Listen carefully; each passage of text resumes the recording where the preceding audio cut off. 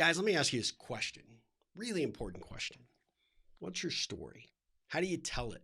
How do you make it interesting? How do you make it compelling so people want to hear it? And most importantly, how do you make it entertaining and memorable? Well, today's guest, Lyn Graft, is someone who has spent his entire career and his life's work helping pull that story out of people like you and me. Lyn is someone that I met a good number of years ago, and he is someone that I knew I would instantly bond with because his energy, his enthusiasm, his easygoing, super chill, but incredibly impressive, powerful way just has this way of sucking you in. Now, Lyn is an amazing individual. He's a keynote speaker. He's an author. He wrote a book called Start with Story. He helps entrepreneurs at all different phases tell their story. He's got, I don't know how many stories he's told for entrepreneurs, thousands at this point. He has a website called LG Pictures that you got to check out. And also Lyn Graft, LynGraft.com is his personal website. You can learn more about him. But I'm so grateful that he agreed to be on the Ripple Effect podcast. I can't wait to get into this conversation with him and to hear how incredibly important stories are for you and for me to understand, appreciate, and most importantly, tell. So with no further ado, let's get into it with storytelling master Lyn Graft.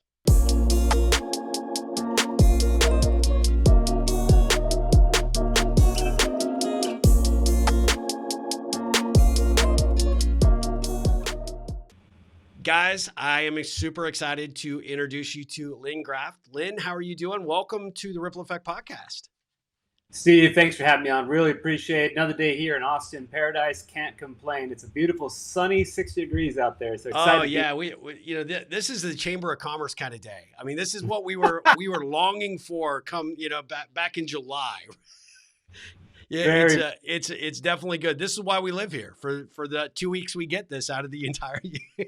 And I use that phrase all the time. I'll be traveling around the country. It's a Chamber of Commerce day. And people are like, what? I'm like, this is how you recruit people to come work here. So yeah, or live here, I should say. But we don't want any more people here, unfortunately. So absolutely. Yeah, we're closed for business. You're welcome to come visit, spend some money, but go home, right? So I was speaking at an event in Omaha and people are like, I've thought about going to Austin. I'm like, oh no, we have no more room. Please do not come. Yep, no vacancy at all. It's just like, we're full. Yeah. Well, I am super jazzed that you are on the Ripple Effect podcast today because we've been trying to do this for a while. I am a huge fan of you and your work. I don't even know if you remember when we first met each other, but I was telling everybody in your intro, you're probably one of the nicest, most authentic guys I have ever met. And that's not just here in Austin, that's in general. And I think part of that comes from, we both come from the New Mexico area, right? So we kind of have this, this connection to the Southwest, and we end up in a great town like Austin. But when you and I first met, we were actually at an event for Harvey McKay way back when. Do you remember that? No. It was his launch of his book, Fired Up. And you and I ended up in a special event for authors, or excuse me, kind of a behind the scene to meet the author. And you and I ended up on the line together, and that's how we started talking. Wow. I forgot. I knew we met at one of those events. I didn't know it was Harvey McKay. Wow. Yeah. And then of course we knew Ingrid Vandervelt we had that friendship in common, and it was just, as we started talking, we knew a number of people, but I have always really admired you and kind of the type of entrepreneur that you've been, but I want my audience to get a feel for who you are. And you go by LG, so we're going to make that super simple, right? But I want to tell us how LG became LG. A little bit of the origin story, and then we'll dive into story. So, and that as a topic. Well, we all get nicknames growing up. So one of the nicknames I got was, my full name is Linwood. So a lot of people in my family, I'm known as Uncle Linwood. My family got a bunch of nieces and nephews. My sisters call me Uncle Linwood. We got 4 sisters, Cindy, Lindy, Mindy. They always call me Linwood. My mom, when she's upset at me, calls me Linwood. But eventually I wanted to get some nicknames. In Hollywood I liked. And then another name that came about that I didn't like as much, my last name is Graft. So my best friends call me Skin Graft, which is not the most endearing nickname. So I really Yep. tried to modify that from that perspective. But, you know, much like you, Steve, my soul is still in New Mexico. It will probably always be there no matter where my physical body is. It's just an amazing place to grow up. I believe it. We're so friendly there. It's because we're so just not densely populated. You know, a million Right. people, fifth largest state in the union, and you could drive for miles, and that's why you wave at everybody on the road. So I think that's part of it. But Absolutely. I did my undergrad there, and just kind of a quick background, became an engineer, decided in the first couple of years, didn't want to do that, quit, became a ski instructor, fell in love with skiing, met a bunch of entrepreneurs on the lifts. That's kind of how I got that entrepreneurial bug going, you know, just spending time on a 20-minute lift with all these business owners that were And there what for ski resort was this at?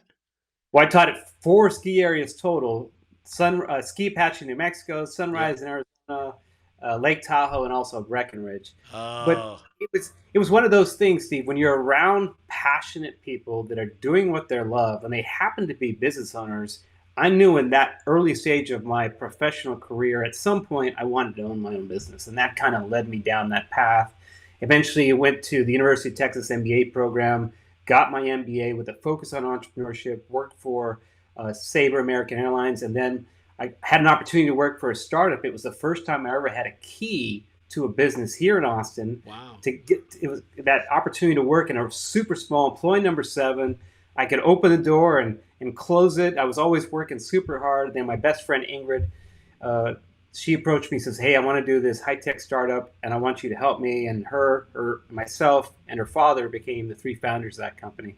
Oh, wow. And that company was a rocket ship in terms of we got tremendous press very quickly, got some funding very quickly, and then it spent 3 or 4 years getting the rest of the funding. And then we got caught up in the .com craze. And unfortunately, all of our customers were .coms at the time. We had this analytic e-commerce package, so our customers disappeared. We'd already raised 7 million, and we were going for another 10 million. So we got caught up in that, had to shut the company down. Oh, And I remember this specifically after that company. I said, I'm sitting in this 10,000 square foot office that we had just leased by myself. And I'm thinking, I'm downloading MP3 files because I didn't know what I wanted to do next. I figure, you know, the next thing I want to do, I want to enjoy it. I want to be good at it. And then I'd like to make some money at it. And that was my criteria that led me on a journey of doing different things that eventually led me to working on a video project that became a television show. yeah. And that was over with Ingrid as well. And that journey, I created a company called LG Pictures. LG by my nickname, LG Pictures. I had a dog named Fitty G, so we all kind of matched along those lines. So that's where the origin of LG comes from, that journey, those experiences, and then just wanting to have at least a side company with my name in it to kind of represent kind of who I was, what I was doing. Well, and I actually honestly remember when you and I met, you guys were pre-launch on the show, American Made. And it was, I watched that with, I was committed to it. I recorded it. I had back in that time, I think I still have my TiVo. So I still had it recorded and I would go back and watch because you guys had such a great way of pulling out some just unbelievable morsels from entrepreneurs like Red McCombs, you know, Howard Schultz. And I love the approach that you took for the show, but tell us a little bit about that. And have you ever thought about revisiting that kind of approach in terms of that kind of show on that kind of network? Or tell us a little bit about how that came about and maybe what that journey taught you. You know, Steve, one thing I'll share with you is that I didn't know anything about television, didn't have any training or academic knowledge in that space. But the one thing I learned very quickly on when I'd been on that startup journey is I loved being around successful founders, hearing their stories, their wins, their losses, and everything in between. And I just loved being around that. And I found myself often, because we had some unique access to very successful founders in every industry that you can think of. I had a lot of friends asking me, "Oh, so share that story." So I talk about that time that we had with them before even filming them. And I believe that element of curiosity, that desire to ask questions, to learn the behind the facade, if you will, of what they were dealing with, what was their vision like? Was this big aha moment, or was this iterative process that they came up with these really cool ideas? So that was the one thing I want founders to know is that that general curiosity nugget, you can use that to your advantage whenever you're talking about your business, your product, your offering, and say, how did that come about? What was that moment, that experience, that journey that was a catalyst for how you got around that road? And sometimes storytelling can be as simple as that. And that's what I loved. I loved being in front of these incredibly successful people. I didn't need to be on camera. That was not the point. And Ingrid, she's much better looking and all kinds of energy. So I was super happy to put her on camera and me be the producer, the director, give her those questions, help guide the discussion, and then manage not only the pre-production process to create that environment, those questions, that narrative, but then the post-production process where we're adding music to it and editing and cutting and photos and videos and everything else. So what it was this incredible journey of learning how to put a television show at the time that had never really been done before, profiling a successful founder for an hour in primetime television. Prior to that, you might have a 20-minute, and it's really a 16-minute segment on 60 minutes. Yeah. You might have a news piece at night, 5 minutes. You might have a documentary that's long format, but nobody's going to sit around and watch those. So we were trying to combine the entertainment, the excitement of what primetime television was, and bridge that to what we know on the entrepreneurial journey. There's so much drama and excitement and car crashes and everything going on. Is how do we translate that? And it was really hard to condense all that information and make 48 minutes, which is an hour-long TV show, into a compelling piece of content that people will stay and watch. At the time, it hadn't been done before, and it took us a while to figure it out. But it goes back to that curiosity thing. Yeah. We wanted to ask them the same questions you would, Steve, or that my mom wanted to ask them. We just kind of like, what did you do this? How did you do that? Where did you go from that? And then just turn that into a piece that people would want to watch.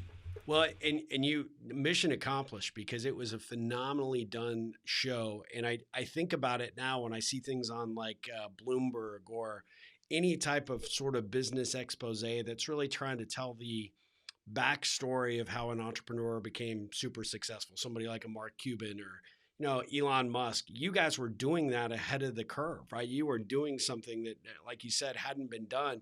And every time I see one of these sort of features on one of these channels or someone's YouTube, I always think of what you guys did, because you guys were real trailblazers in the approach that you took. And I know that has to be informed by a lot of what you were learning at the time, but at the same time, knowing the work that you do now, it seems like that is kind of part of your DNA in terms of how you pull the story out of whoever you might be talking to, an entrepreneur or even just an individual at a networking event. You're gifted at figuring out how to get people to really open up and be honest with you. I mean, I know that informed your book, Start with Story, and it's kind of an entrepreneur's guide to how to do that. Yeah. But tell me a little bit about that. Is that something that sort of was ingrained in you? Is that something you had to learn as you grew up, or how did that natural curiosity really kind of come to the surface? As I look back in retrospect, I believe it was born around with my family. I have a big family. 4 sisters, nieces and nephews, brother-in-laws. So there's a lot of competition for airtime during the holidays and whenever we gather for events. And we just love to laugh. And laughing requires entertaining other people and laughing at yourself, laughing at them, laughing at the experience of the event. And, if you were to boil down what storytelling and what storytelling is and why we do it, it's because we're trying to make an emotional connection with people. Yep. And that emotional connection is what makes you laugh, what makes you smile, what makes you cry, what inspires you. Creates a ripple, right? Yeah, creates that ripple effect. There's no question. I was looking to do things with my family, and my sisters are so funny. They're just great storytellers. My mom was an amazing storyteller, just from everything you could think of. She's a beautiful, amazing, and a little bit crazy woman that always had great stories. So that it was a combination of curiosity, just wanting to know what these founders and how you got to where you're at right now, what makes you unique, what makes you special, what lights you up, understanding those elements, and then also not just sharing that information with somebody else, but packaging it in such a way so that I'm hopefully going to inspire you, I'm going to move you, I'm going to connect to you emotionally. I'm going to pull those emotional heartstrings. It's going to make you want to hear what I have to say, want to tell other people, and then have some type of call to action, if you will, without me telling you anything. So that really what it boils down to. So as a ski instructor, when you were on the slopes or riding up on the ski lift with, some of these people that you had the opportunity to spend time with, I really resonate with that. I had a good friend in high school that was a couple of years older than me that actually, I remember him telling me part of the reason that he became a ski instructor was he got to meet people from all different walks of life, and it really pulled him out of his introverted shell.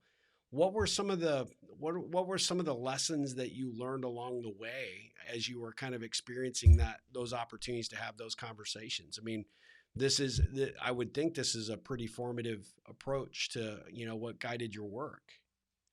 No question. When I believe that when I was on that chair talking with those other individuals, and then even beyond that, when I came to grad school, was selecting classes, attending professors that either I had or didn't have, there was always this fascination about who they were, where they came from, where the idea was, kind of evolved or germinated. So that desire to learn all those things and hearing what all these different individuals had to say. The first paid video project I ever had was a $15,000 project with the University of Texas, filming Dr. George Kosmetsky, the first billionaire in Texas you're Yeah. familiar with. And it was Ingrid, my best friend's mentor. And while we're filming him, and he's a very successful academic professional, he ran $2 billion companies at the same time. And Very he down made to earth guy. Yeah. oh Really yeah, just amazing. accessible. And he made a statement, so Ingrid, to get this perspective on me and the legacy I want to leave behind, why don't you interview two of my other mentees, Ingrid being one of them. Michael Dell was one of them, and the other was Red McCombs. And we got to film in that first paid video project as a producer I'd ever done. I got to film three billionaire entrepreneurs that came from these incredibly diverse backgrounds. You had the academic and Dr. George Kosmetsky, two PhDs, and he used to fly around on two private jets all over the place to visit his companies, the ones he's on the board of, the government. And then you had Michael Dell, who was a kind of a college dropout, but while he was going to school, he put all his computer equipment in his bathtub. So whenever his parents came to his dorm room to visit him on the holidays or on weekends, they didn't know what he was really doing. And then you had Red McCombs, who grew up in Spur, Texas, population about 150, who arrived to the University of Texas on a bus with 10 cents in his pocket and went on to become number 247 on the Forbes 400, owner of the Minnesota Vikings and the San Antonio Spurs, largest independent car dealer in the country, and started Clear Channel. So it was the diversity of those individuals and how inspiring all of their stories were, and yet the kind of the similarities, but the difference and what. And I wanted to be around all of them, and I wanted to share all those stories. And I believe that catalyst still runs through today. Everything that I'm doing is capturing these stories, sharing these stories, helping other entrepreneurs learn from my journey and those expert entrepreneurs. So let me ask you, what's the biggest myth about storytelling entrepreneurs believe but aren't true? The biggest one by far is that you need to have this complex, super sophisticated story structure. And the reason that entrepreneurs hear that is because they're told that by a lot of marketing experts or storytelling experts. They say you need to learn Joseph Campbell's The Hero's Journey, which is a 13-step process of what you go through on the hero's journey. Or you need to learn Gustav Freytag's story structure, or you need to know what a protagonist, the antagonist, and a denouement is. Those are words I can't even pronounce, much less understand what they mean. Yeah. And when I was writing my book, I wanted to teach other people how to create their own story, and you got to have a methodology. So I started researching all these methodologies that were out there, and I got lost in that journey of learning, understanding what a story is and how to tell one. So the myth is that you needed one of those complex structures to create and tell your story as a founder, and I found that to be 100% false. Yeah. And I can verify that because I would ask some of these founders that I'd spend 1, 2, 3 days with, so how did you learn how to tell your story? And they're like, yeah, I don't really know. They didn't have this academic approach to it or just specific methodology. What they had was a unique experience to them that related to their business in some meaningful way, that was the catalyst for them starting that journey. Or it was the aha moment they surrounded the idea around. Or maybe it was this iterative process and they learned on this journey. It became a set of experiences. And it was kind of that light bulb moment of understanding that epiphany that a story is not this complex structure. It's simply you're building these ideas and a concept around this experience that is meaningful to you and your business, and then you share that with someone else. Yeah. That's all it is. And you can build on that, make it better and better and better, as opposed to needing a 13-step process. Well, yeah, I saw your one of your most recent posts on LinkedIn where you were talking about, Joseph Campbell's, and the many steps that takes, and everybody thinks they have to have this approach before they start, but they really don't. I mean, so if you've got a founder that's watching right now that might want to say, well, I need to get better at telling my story. What are some tips or ideas that you might share with them? I mean, number one, you got to get your book, Start with Story. That would be my first suggestion. But Thanks for the plug, Steve. I appreciate that. you're welcome. I mean, it's an excellent book. It's excellent book. But what are some ideas that you might share with them to start formulating in their mind what those story, how to start to formulate that story? Yeah, first and foremost, you want to do some homework. You got to put that elbow grease in, figure out what are those experiences, set of experiences, or one aha moment that you can build from. And sometimes that takes weeks, days, maybe even months, depending on where you're at, how much up. And you really want to write these things down. And as you look at that chronological history of your journey to becoming an entrepreneur or right when you started, you're looking for those special moments, those things that light you up or bring you down. They're just emotionally evocative to you as an individual. And you focus on those ones. And if maybe there's one, two, or if there's a 5 or 6, and narrow it down to the 2 or 3 most emotionally evocative ones. And that's kind of where you build your story from. That moment in time, let's say, for instance, you're in the shower and you thought of this idea for this new toilet paper rolling contraption, because that idea hasn't changed in 100 years. I don't know. Or maybe it's a moment where this is a woman I coached where she had an idea for what she calls a coffee bomb. And it was a way to put all these supplements and additives into not just a creamer, but this actual, like a little ball, and you drop it in your coffee and it would give nutrients. And what inspired her idea from that is that her dad passed away at too early of an age. And she always felt, if I could have given him some supplements to help him with different medical issues he was facing, he'd still be here today. And that was the catalyst for her launching that coffee bombs business. And sometimes it's as simple as that. You're looking for those moments that really light you up, because if they light you up, either they give you excitement, they bring you down, they just get you going. Generally speaking, that's going to light other people up. You want to be that. So that's the first thing I would do, is start there. The second is, once you have that idea, is just keep iterating on it. Keep on sharing that with people. Hey, what do you think about this? This is my story. I'm thinking about pitching. And here's one thing that founders face all the time. About 95% of them, their story's too long. Yeah. It just is. We just have, like me, I'm just yapping. I got so much to say. I'm so excited about what I do. I could talk all day with you about storytelling. But I think everybody will agree we love listening to you. So, I mean, you could talk all day and I'd be here just tuning in. I appreciate that, but most people got time constraints. So what you do is give yourself a time constraint. I don't care if it's 60 seconds, 120 seconds. If the first time, maybe it's 10 minutes. And just say, okay, and then just keep shortening it down. And that does two things. It physically, it brings the length of time down that you're going to be sharing the story. 2, it's making it more concise, because you're throwing out all the fluff. And if someone asks you, what color is my shirt? It says, well, it's not red. It's kind of like gray, but it's not. No, my shirt is blue.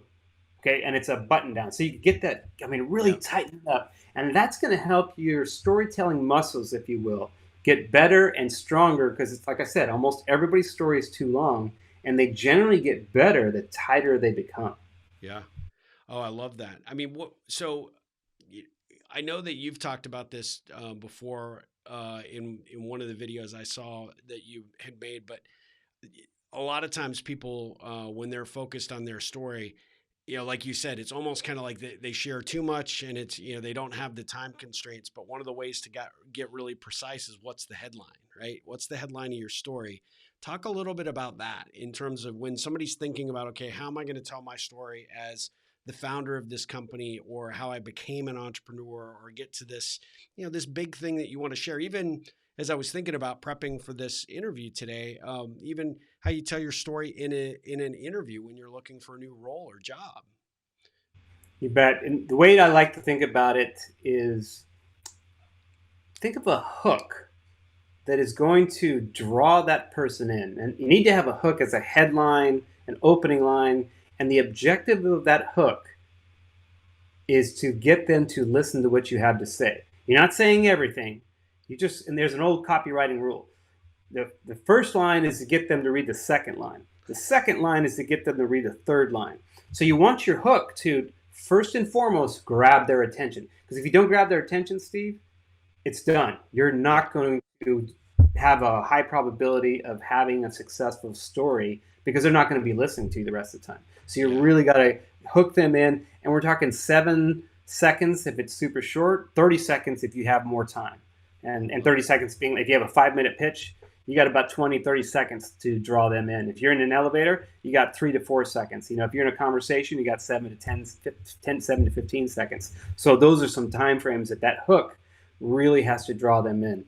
And the way that you make a hook successful, there's a lot of different ways, but some of the most profound ones that I've found is to be very authentic, be very vulnerable, just speak from the heart and talk about why you're doing this, share something emotional, just look at something that's going to pull on their heartstrings. And one of the most powerful things I think of is the idea of the ripple.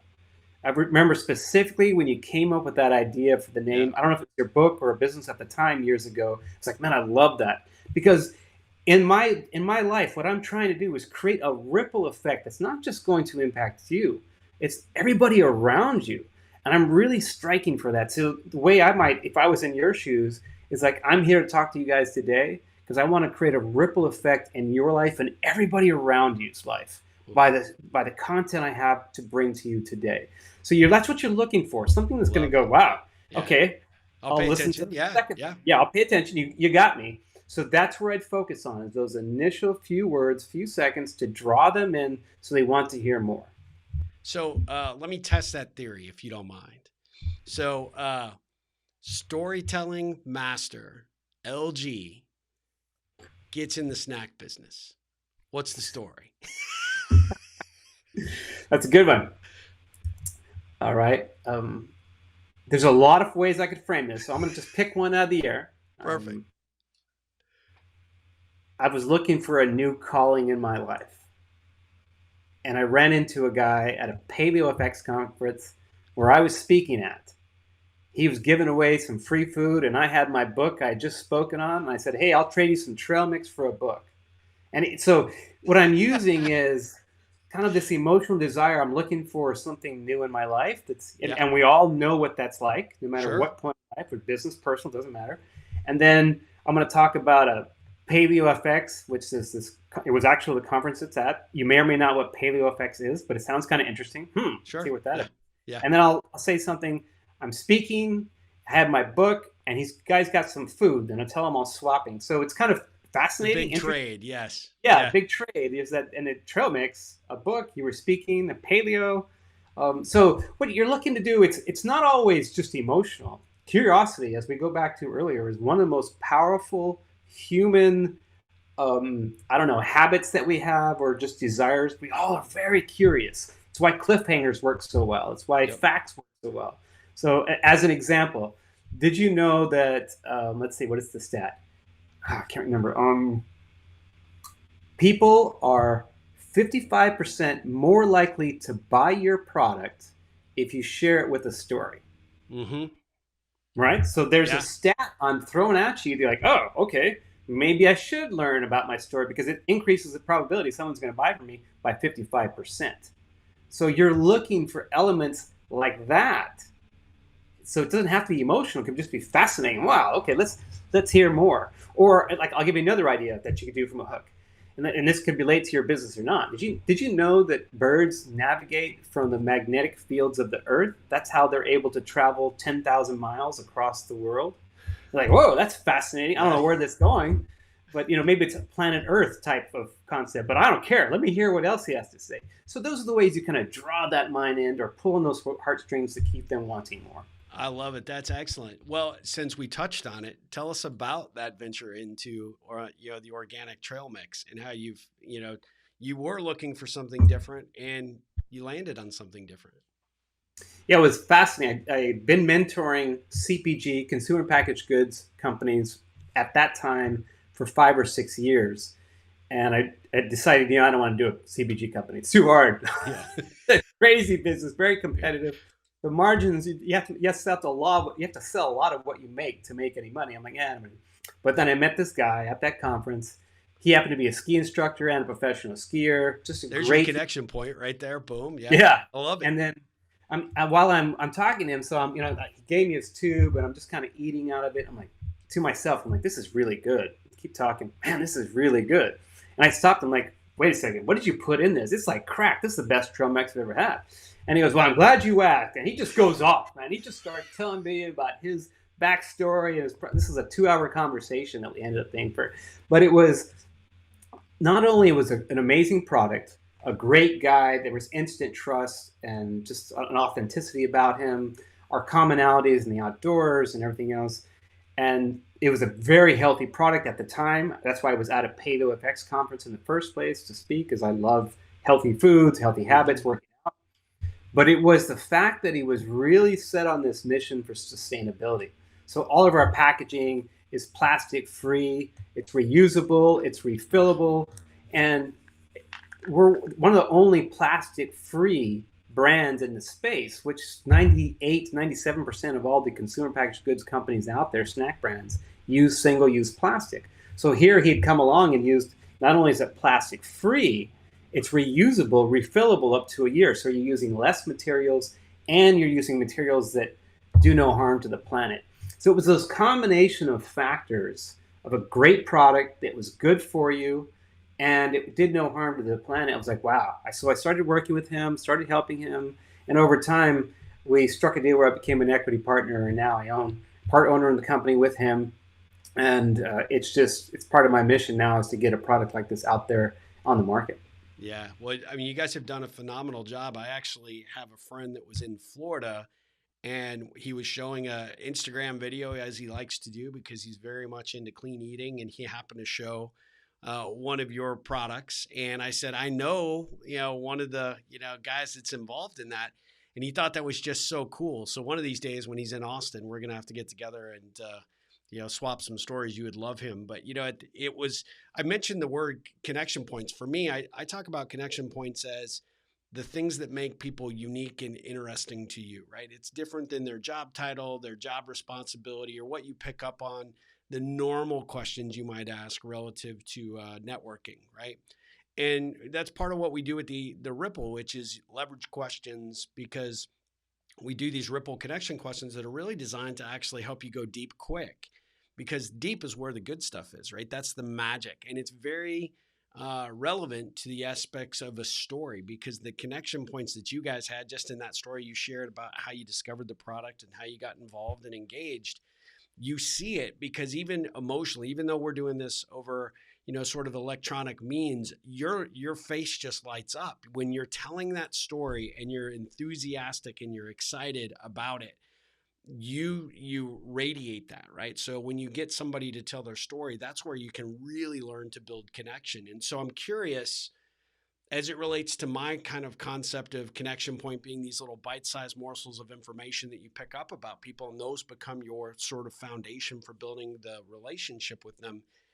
Tell our audience how they can leverage those stories to find more of those connection points. How do you encourage that process, whether it be somebody you're meeting at an event for the first time, or you've known somebody within your team forever, but how you leverage the power of story to really uncover those connection points that help you build the relationships. Yeah, there's a lot of ways that you can kind of tap into that from a networking standpoint, or just trying to build rapport with someone on the other end of a meeting, a call, or a Zoom. I always like to think about going nostalgic on them. So, for instance, tell me about your first dog.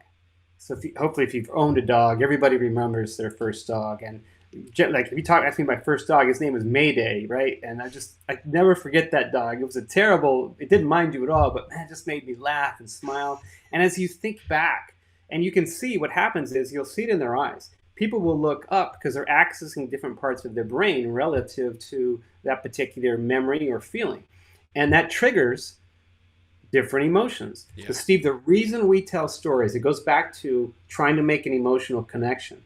So some facts I want your listeners to know about when you're accessing these points of a story or going back down memory lane is that if I tell you a fact or figure, I'm going to trigger two parts of your brain.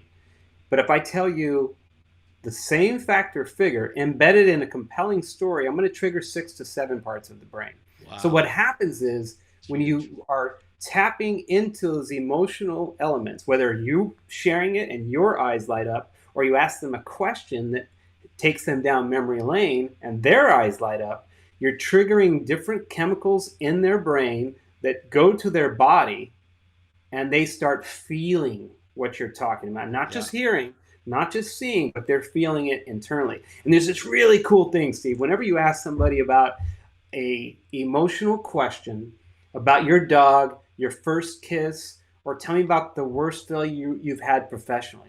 And don't be afraid to do this in a professional setting. You'll be surprised how willing people, with a stranger, they'll start sharing, vomiting their entire life story out.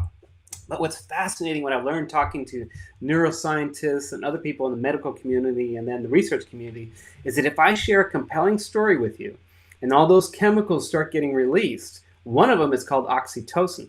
Oxytocin causes an expansion of the arteries in your body and the capillaries. So more blood is getting sent to your heart. So your heart expands if I tell you a compelling story. So you go back to your original question. When you're talking to someone for the first time at a networking event or on the Zoom, just ask them a question that takes them down memory lane, or something that's going to be, it's going to reach them, or you're just going to say, you know what, I've had a really rough day, but I got to tell you, the thing that makes me laugh so much is I saw this kid running down the street chasing this bubble, and it just made me laugh. So you're just kind of thinking of things that make you laugh and make you cry.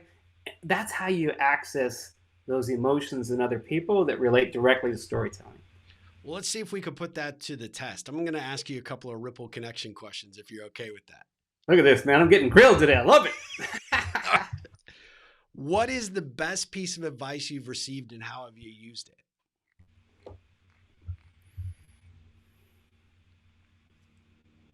Guy by the name of Guy Hoffman, my first startup here in Austin, Texas.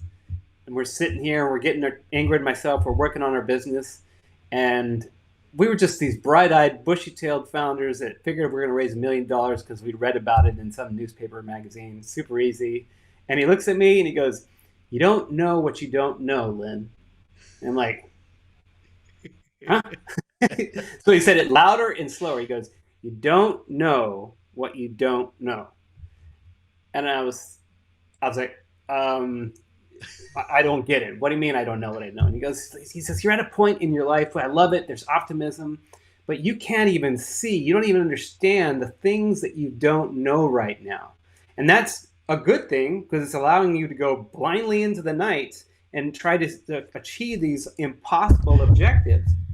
But at the same time, you're not seeing things that are coming right at you, or they're right beside you, or some of the pitfalls and challenges you're going to face. So at some point you have to, through wisdom and just kind of mileage, you've got to start understanding and see between, the trees amongst the trees, however the saying goes, in a way that gets you to understand things from a holistic perspective. Because it's one thing to not know, but it's another thing to know that you don't know. And here's one of the great things about entrepreneurship, Steve, is that it's all about the question. Yeah. not about the answer.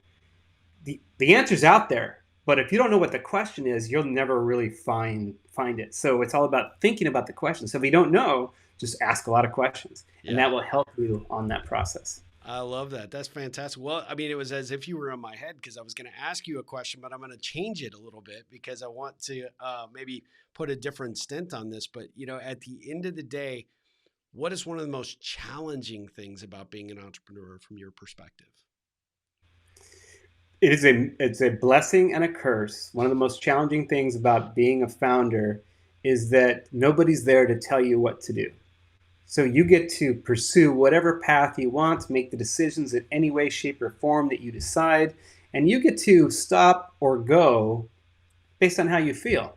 And at the same time, you're like, oh my God, I don't know which direction to go. Is that the right thing to do? Is that the right partner to have? Is that the right sale to make? I need to say no a lot more than I need to say yes. And having that wisdom, that knowledge, Yeah. that gut instinct to help you decide between A, B, and C, one of the most challenging things you'll face as an entrepreneur. And I'm not even sure if you get better at it, you just get faster at it. You're like, well, got to make that decision instead of sitting here doing that. So I think that's one of the things that I've learned over the years is understanding that it's okay. And sometimes you just got to go. So you obviously had the television show. You've for your company, you've gotten an opportunity to film thousands of entrepreneurs and founders of companies, some that have been super successful, some that maybe, weren't successful a couple of times out of the gate. Is there one or two things that you've kind of learned that from those experiences that sort of inform how you go about being an entrepreneur? Yeah, I'll say there's two things I've learned over the years in filming over 1,000 entrepreneurs. One of them comes from Red McCombs, the founder of Clear Channel, who we mentioned before, number 247 on the Forbes 400. He said, Lyn, and he was actually talking to Ingrid and I. He goes, Lyn and Ingrid, what makes me successful is that everybody on God's green earth has been given 24 hours a day. It's up to you what you do with those 24 hours. And it was the way he said it, this big barreling, he's a big man Oh with yeah, yeah, his cowboy amazing boots that guy. were sitting on the desk, and he was Lyn, angry. And it was that kind of in your face, blunt knowledge that, of course, we're all doing that. But it was the way he said it. It's how you choose every single minute of the day has a direct correlation to how much success you'll achieve in life, how much you enjoy every moment, and the different things you're going to share your time and your life with are dictated by those same 24 hours. So that was one of the most important things that I Love that. learned. Another thing that I learned in filming, over 1,000 entrepreneurs and 25 billionaires to date. This thing is, I don't know if it's disheartening or it's exciting, but I discovered that there's not any one way to do anything to be successful in Yep. the world of entrepreneurship and founding companies, because I was around so many diverse personalities, different perspectives, backgrounds, knowledge, coming from money, not coming from money, getting academic education, not having it. There wasn't any one particular template that I saw that was you could apply it to every single situation. So I love that because it means that so many of us with different skill sets, different energy levels, different knowledge bases and networks, we can all be successful. We just got to figure out what's that formula that's going to work for us, or what path are we going to carve that's different than anybody else out there and is the bright one for us. So I love that perspective by being around these incredibly successful people, that there's a lot of different ways to skin the cat. Absolutely. And how you apply that time in the 24 hours, right? Combine those two. I mean, those are two very powerful lessons for sure. Who are your influencers? For sure, Howard Schultz, the founder of Starbucks, is by far the biggest storytelling influence that I've ever had in my personal and professional life, mainly because he's an incredible storyteller. His journey of creating Starbucks, both the backstory that got him there, as well as the origin story of the business, and then taking it to one of the most successful brands on the planet. It's ubiquitous. Everybody knows what Starbucks is now. His ability to tell any type of story in a way that made you want to be involved, Yeah. work for him, go buy a Starbucks, go visit one. He just has a unique It's a skill. charisma, that Yeah. charm, and it's very kind of natural for him. I was really, really surprised. And when you meet him in person, we spent 3 days with him filming that first episode for CNBC's American Made. I was just mesmerized by his ability to command everyone in the room, whether it was a big stage, a small group of our film crew, or just one-on-one with Ingrid. Just a tremendous ability from that side. The second influence would definitely be my mother and my sisters, especially my mother. She has found a way to take care of us as a family, and we just have this optimistic look on life because it was her that infused that sense of optimism. And I love whenever we go somewhere, we'd be on the streets of LA when we used to go there and buy clothes for her little retail store in Las Cruces, New Mexico. And she'd be dealing with Iranians and Chinese and Moroccans and then Mexicans, all the different cultures that are in the clothing mart for anybody that's been there. And she was always having these wheeling and dealing. But at the same time, she'd always be entertaining them, making them laugh, and just wanting them to do business with her. She was very shrewd, but she'd build that rapport. And I've found myself, I do this unnaturally now, or it's just a natural habit I do. If I'm checking in at a hotel and I'm having time that it takes with the particular front desk clerk, I'm just getting all chatty Cathy with them, trying to make them laugh, make them smile, brighten their day, and just kind of have that experience, that moment with them, because it makes me smile, makes them smile, and that makes me smile even more. I mean, that creates a positive ripple for them, but it also creates it for you. And it just, it says a lot about your upbringing. And I hope one day to meet your mom, because, I mean, she sounds like an amazing woman. And of course, your sisters who, I mean, growing up as the only male and with 4 sisters, that had to be pretty interesting anyway. I'm impressed that you survived it. Yeah, they made sure that I had good manners and treat women respectively, but I also had side benefits. They were all very attractive, and I was the youngest. It was Cindy, Lynn, Minnie, Wendy, and then Linwood. So I had all the guys in my hometown trying to be friends with me so that they could get to my sisters. Side benefits. That's how you became such a connector. It is. That's probably true. See, I'll share one thing that relates to something you said earlier, and I think founders should approach their story creation process in this way. And it totally gives you a different perspective. And you made me think about it as we were going through some of my influences and different things that got me going on the storytelling journey.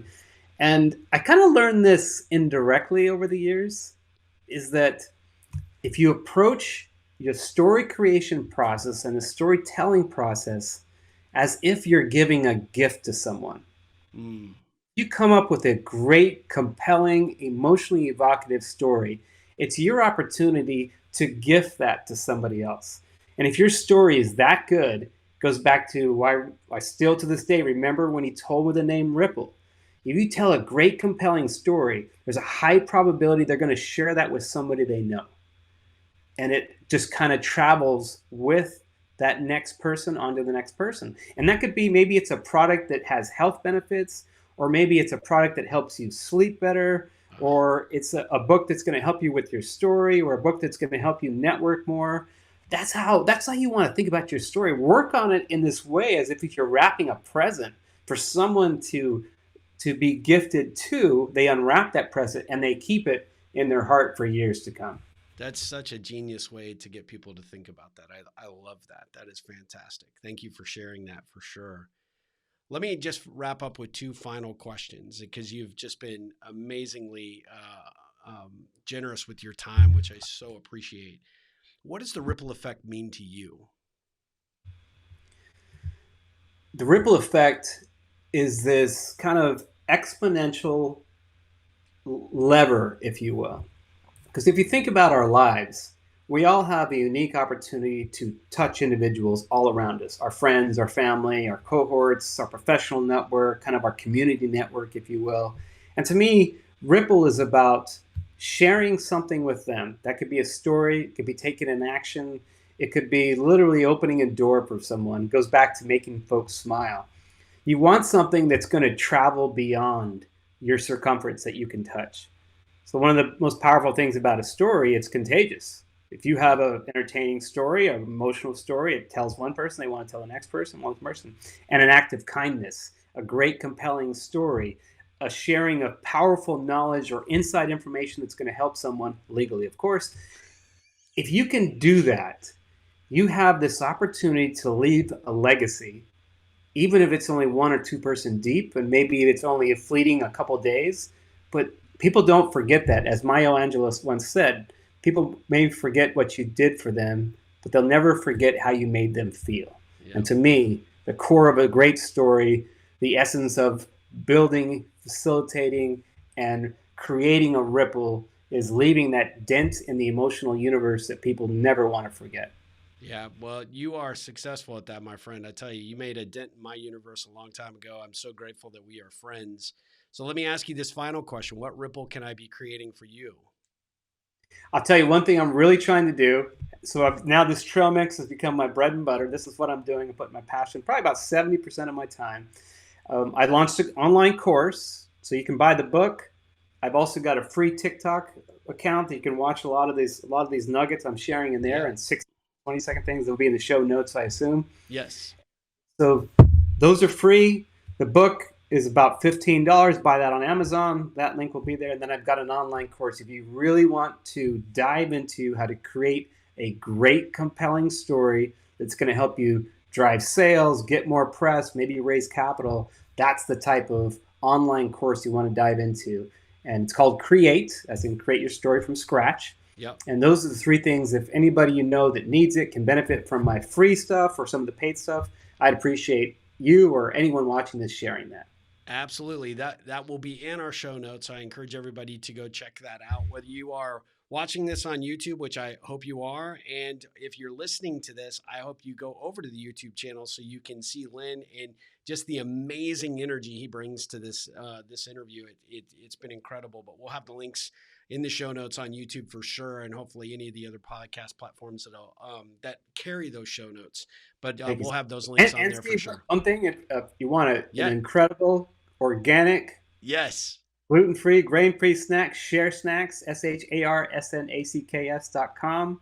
Go there and buy that. We sell online. Love your support there as well. I love it. Absolutely. Well, Lyn, thank you so much for the time today. I am so grateful and appreciative that you took the time out of your day to come on the Ripple Effect podcast. I know that you have inspired and motivated our audience, and I know they will be checking out those links. And I just want to thank you, my friend.